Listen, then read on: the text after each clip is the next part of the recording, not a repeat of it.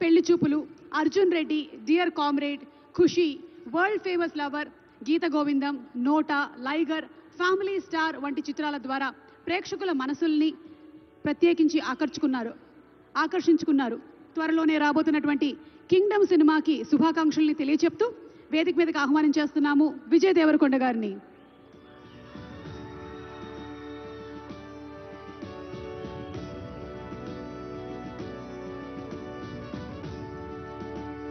Congratulations to our rowdy.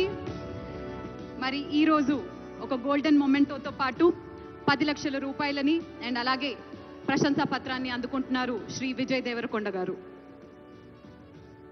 Requesting Vijay to please speak a few words.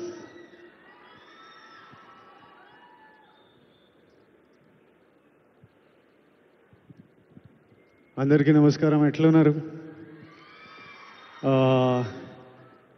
Gaddar అన్న పేరు మీద ఈ అవార్డ్స్ స్టార్ట్ చేయడము,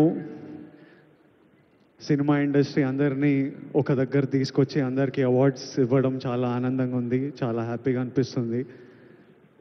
అన్నిటికంటే ప్రౌడ్ మూమెంట్ ఫర్ మీ,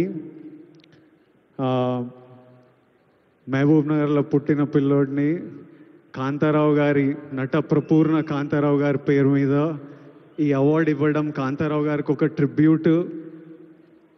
నేను ఈ అవార్డు ఫస్ట్ పర్సన్ తీసుకుంటున్నా.